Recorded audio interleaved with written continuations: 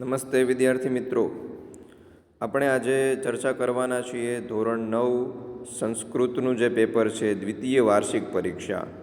તો એનું પ્રશ્નપત્રનું પરિરૂપ કઈ રીતનું છે આપણે એ બાબતે ચર્ચા કરશું. આપણે જોઈ શકીએ કે આપણા કોર્સની અંદર ટોટલ 15 ચેપ્ટર આવવાના છે. તો પ્રથમ જે સત્ર છે એનો 30% અભ્યાસક્રમ, એટલે આપણે પ્રથમ સત્રની અંદર પહેલાં 8 ચેપ્ટર્સને લીધા હતા અને બાકીના જે છે 15 સુધી એ 70% અભ્યાસક્રમ, એટલે 50 માર્કનું આપણું પેપર હોય તો એમાંથી 15 માર્કનું પહેલાં સત્રનું હશે અને બાકીના જે 35 છે એનું બીજા સત્રનું. તો આપણે ક્રમથી ચર્ચા કરીએ કે આપણા પેપર સ્ટાઇલની અંદર કઈ રીતના પ્રશ્ન પૂછાશે. તો સૌથી પહેલાં તો આપણે જોઈએ બેટા કે આપણા ચેપ્ટર છે 1 થી 15 આપેલા છે અને સામે એના ગુણ લખેલા છે કે કયા ચેપ્ટરમાંથી કેટલા માર્કનું પૂછાઈ શકે. તો આપણા ટોટલ વિભાગો તરફ આગળ વધીએ. 15 ચેપ્ટરની તમને ખબર જ છે. સાથે સાથે અભ્યાસ જે વ્યાકરણ છે એ વ્યાકરણની અંદર તમને જોવા મળે છે કે ક્રિયાપદની ખાલી જગ્યા. તો આપણે વર્તમાનની ક્રિયાપદો મી વહ મહ સી થહ ધ તી તહ ત્યાં ભણ્યા છે. તો એ પછી પુલ્લિંગ અને સ્ત્રીલિંગ શબ્દની ઓળખ. તો અકારાંત અને રસ્વ ઇકારાંત હંમેશા પુલ્લિંગ હોય અને સ્ત્રીલિંગની અંદર આકારાંત અને દીર્ઘ ઇકારાંત આ તમને 90% તમારા જવાબ સુધી લઈ જાય. આ બાબતે પણ આપણે વર્ગખંડમાં ચર્ચાઓ થઈ ગઈ છે. કૃદંતની અંદર 2 કૃદંત છે, હેત્વર્થ કૃદંત અને સંબંધક. તો હેત્વર્થ માટે તુમ પ્રત્યય અને સંબંધક માટે ત્વા અને ય પ્રત્યય છે. અને સંધિમાં તમને સવર્ણ સંધિ છે, અ પ્લસ આ એ વાળી જે સંધિઓ છે એ થઈ ગઈ છે. અને એના પછી અપઠિત એવું આપેલું છે. તો અપઠિત એટલે એક એવો ફકરો કે જે તમારા પાઠ્યપુસ્તકમાં નથી, એવો ફકરો તમને પૂછાશે અને એ ફકરાના આધારે નીચે તમને 5 પ્રશ્નો આપેલા હશે. એ પ્રશ્નના જવાબ તમારે ફકરામાંથી જોઈને લખવાના. તો આ પ્રમાણે તમારા 50 માર્કનું પેપરનું માળખું છે.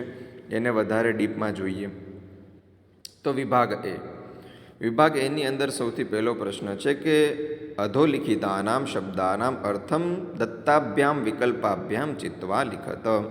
તો સંસ્કૃતમાં જે શબ્દો છે એને તમારે ગુજરાતીની અંદર લખવાના છે. અને તમને સંસ્કૃતનો શબ્દ એક પૂછ્યો હશે અને ઓપ્શનમાં 2 જ ઓપ્શન છે અને 2માંથી 1 પસંદ કરવાનો અને એનો તમને 1 માર્ક છે.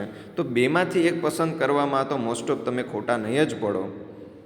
તો આ પ્રમાણે અને એ શબ્દો ક્યાંથી કરવાના? તો કે આપણા જે ચેપ્ટરની અંદર ટિપ્પણીઓ આપેલી છે એ તમારે ટિપ્પણીઓ બધી વાંચી જવાની, એમાંથી તમને એ જવાબ મળી જશે. તો 2 પ્રશ્ન છે, 2 માર્ક છે.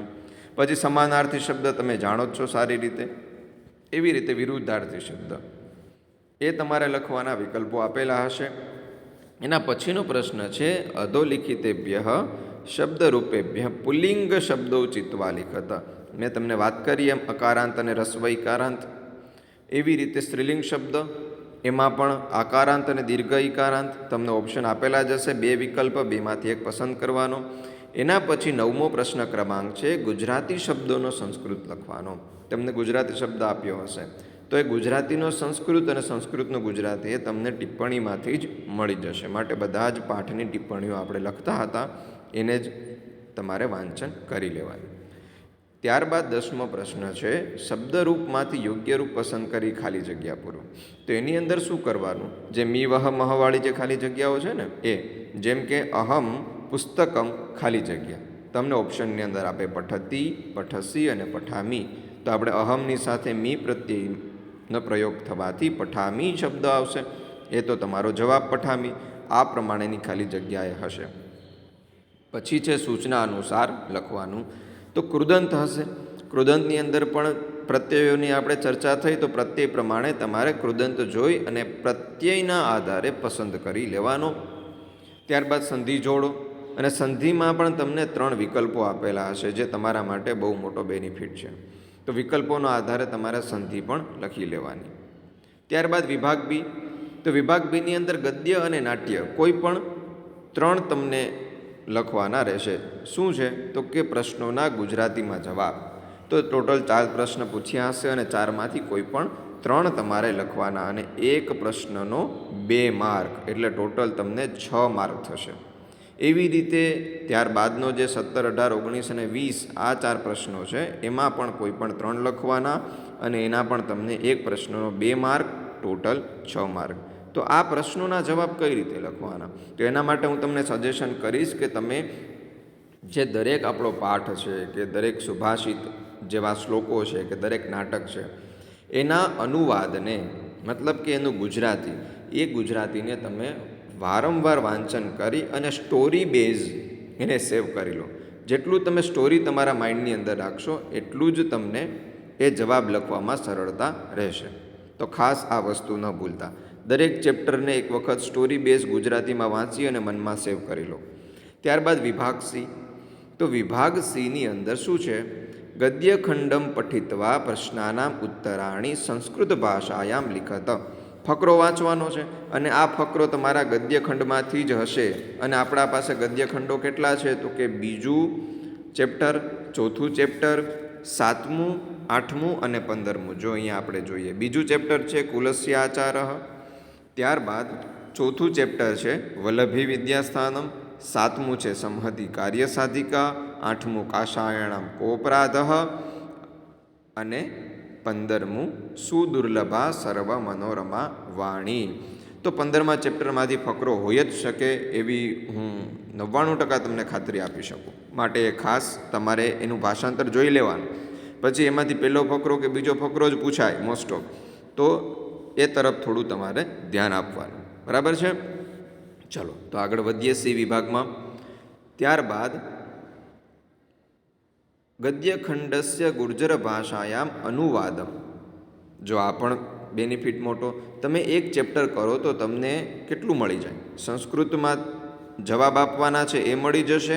ત્યારબાદ 26 અને 27 તમને 2 ફકરા પૂછ્યા હશે અને 2 ફકરામાંથી તમને કોઈ પણ એક ફકરો છે જેનું તમારે ગુજરાતી કરવાનું અને તમને જવાબ મળી જાય. તો એ માટે બધા જ ચેપ્ટરને એક વખત રિફર કરજો. એને કરશો તો મોસ્ટ ઓફ તમારા પેપરના જવાબો તમને મળી જશે. એના પછી નાટ્યખંડ છે એનું ગુજરાતીમાં અનુવાદ કરવાનું. તો નાટ્યખંડો આપણે જોઈએ તો ક્યાં ક્યાં છે આપણી પાસે? તો કે 3જું, 9મું, 10મું અને 13મું. 3જું છે પરમ નિધાનમ, ત્યારબાદ 9મું છે ઉપકાર હતસ્તુ કર્તવ્ય, 10મું છે દૌવારિકસ્ય સેવાનિષ્ઠા અને 13મું છે જે ઉપકાર, 13મું જે આપણે ચેપ્ટર ભણ્યા છે, જે અહીંયા આઈ થિંક હવે ખબર નહીં પ્રિન્ટિંગ મિસ્ટેક છે અથવા ચેપ્ટરને કાઢેલું છે, પણ આપણે 13મું ચેપ્ટર બહુ સહેલું છે માટે એણે કરી લેવાનું. જે સ્ટોરી બેઝ હતું, આપણે નાટક જે ભણ્યા હતા અભિમન્યુવાળું, દિષ્ટ્યા ગોગ્રહણમ સ્વંતમ, એ સ્ટોરી છે બહુ સહેલી છે. મહાભારતવાળી ચર્ચા પંચરાત્રમ નાટકની આપણે થઈ, માટે એમાં તમને અઘરું નહીં પડે, કરી લેવાનું. ઇફ પૂછાઈ જાય તો માટે. બરાબર છે? તો આપણે કોઈ વિકલ્પ બાકી જ નહીં રાખવાનો કે જેમાં આપણને પૂછાય અને ન આવડે. માટે એક ચેપ્ટર માટે થઈને ખોટું મનની અંદર ભાર નહીં રાખવાનો કે પૂછાશે નહીં પૂછાય એટલા માટે. તો એ ચેપ્ટર પણ કરી લેવાનું. બરાબર છે? તો ત્યારબાદ પદ્યખંડ. પદ્યખંડ એટલે કે જેટલા પણ ચેપ્ટરની અંદર જ્યાં જ્યાં શ્લોક આપેલા છે, 1લું છે, 5મું છે, 6ઠું, આ ત્રણેય પ્રથમ સત્રના, અને દ્વિતીય સત્રમાં 11મું, 12મું અને 14મું. 11મું વેદિતવ્યાની મિત્રાણી હશે, 12મું છે આપણું સુભાષિતો અને 14મું હનુમાનજીનું વર્ણન. બરાબર? તો એ હનુમાનજીએ જે રામનું વર્ણન કર્યું તે તમે જોઈ શકો છો.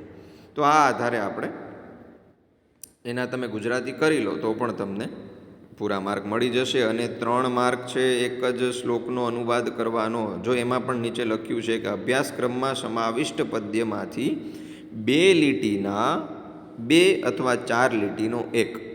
એટલે જો તમને કદાચ હનુમદ વર્ણિતમાંથી પૂછે તો 2 શ્લોક હશે.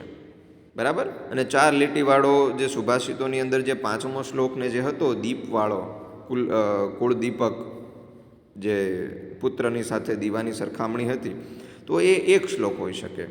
માટે કોઈ વાંધો નહીં, 1 હોય કે 2, આપણે તો બધા જ શ્લોકોને કમ્પ્લીટ કરવાના જ છે. માટે એ બાબતે નિશ્ચિંત થઈ જવાનું. ત્યારબાદ વિભાગ ડી. વિભાગ ડીની અંદર અનુસ્વાર અને અનુનાસિકવાળા પ્રશ્ન છે. તો અનુસ્વાર અને અનુનાસિક 3 માર્કની અંદર આપેલો છે અહીંયા. તો તમને વિકલ્પો આપેલા હશે, એના આધારે જે પ્રમાણે પ્રશ્ન હોય એ પ્રમાણે તમારે જવાબ લખવાનો. ત્યારબાદ શ્લોક પૂર્તિ કરવાની છે. તો શ્લોક પૂર્તિની અંદર પણ આપણે રોજ જે શ્લોકો નિત્ય ગાયન કરીએ છીએ માટે એ તમને શ્લોક આવડી જ જશે. 2 પૂછાણા હશે, 2માંથી કોઈ એક શ્લોક તમારે લખવાનો રહેશે. માટે એ બાબતે પણ હું તો નિશ્ચિંત છું અને તમે પણ નિશ્ચિંત જ હશો એવી આશા રાખું છું.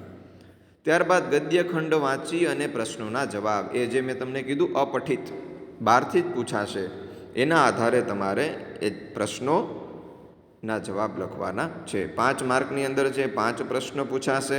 તો બરાબર એ ફકરાને વાંચવાનો, ફકરાને વાંચી ત્યારબાદ એ પ્રશ્નને વાંચો અને પ્રશ્નને સમજી પછી તમે જવાબ તરફ આગળ વધો.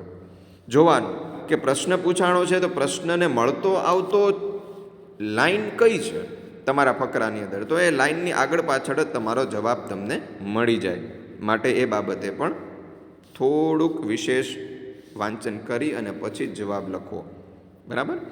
ત્યારબાદ છે અર્થ વિસ્તાર કરો, સૌથી છેલ્લું 2 માર્કનું, અને એમાં પણ પદ્યખંડોમાંથી 2 શ્લોક પૂછવા. તો આપણા પદ્યખંડોની અંદર આપણે લેટેસ્ટ છેલ્લે ભણ્યા એની અંદર 12મું, 14મું અને 11મું પણ વેદિતવ્યાની મિત્રાણી, તો મિત્રોને જાણવા, સુભાષિત અને 14મું હનુમત વર્ણિત. તો હું માની શકું ત્યાં સુધી મિત્રો સુભાષિતમાંથી તમને અર્થ વિસ્તાર માટે અથવા વેદિતવ્યાની મિત્રાણી, આ 2માંથી અર્થ વિસ્તાર માટે કોઈ એક હશે. તો અર્થ વિસ્તારની અંદર શું કરવાનું એ વસ્તુ ખાસ જોવો. અર્થ વિસ્તારમાં તમારે જે તે શ્લોક પૂછેલો હશે આખો, એ શ્લોકનો નીચે સંદર્ભ લખો. સંદર્ભની અંદર કઈ રીતે કરશો કે પ્રસ્તુત શ્લોક છે, તમારે શ્લોકનું એડ્રેસ આપવાનું કે પ્રસ્તુત શ્લોક ધોરણ 9ની સંસ્કૃતની પાઠ્યપુસ્તકમાંથી 11મું ચેપ્ટર વેદિતવ્યાની મિત્રાણી એની અંદરથી પૂછેલો છે અથવા આવેલો છે. ત્યારબાદ તમે એ શ્લોકનો જો અન્વય આવડતો હોય તો એ શ્લોકનો અન્વય કરવાનો. અન્વય એટલે શું કે એ શ્લોકને તમારે વાક્ય સ્વરૂપે લખવાનો. તો એ અન્વય કર્યા બાદ તમારે નીચે અર્થ એવું કરી અને એ શ્લોકનો પ્રોપર અર્થ લખો. જે 2 થી 3 લાઇનની અંદર એ શ્લોકનો અર્થ આવી જાય. એ અર્થ લખ્યા બાદ નીચે પાછું લખો અર્થ વિસ્તાર. પછી તમે એ શ્લોકના અર્થના આધારે વિશેષ એમાં તમારા વિચારોને એડ કરતા જઈ અને 5, 6, 7, 8, 9, 10 લીટીમાં તમે એનો અર્થ વિસ્તાર કરો અને નીચે પાછું 2 લાઇનમાં એનો સારાંશ કે આ શ્લોકની અંદર આવું કહેવા માગે છે. તો એ અડધાથી વધારે 1 પેજનો તમારો જવાબ થઈ જાય તો 2 માર્ક આપવા માટે થઈ અને પેપર જોવાવાળાને બિલકુલ પણ સંકોચ નહીં થાય અને તમને 2 માર્ક પૂરેપૂરા આપશે. તો આ પ્રમાણે તમારે દ્વિતીય વાર્ષિક પરીક્ષાની પેપર સ્ટાઇલ મુજબનું પેપર હશે અને એને તમે બહુ સરસ રીતે લખશો. કોઈ પ્રશ્ન હોય તો તમે મને જણાવજો. બધાને બેસ્ટ ઓફ લક.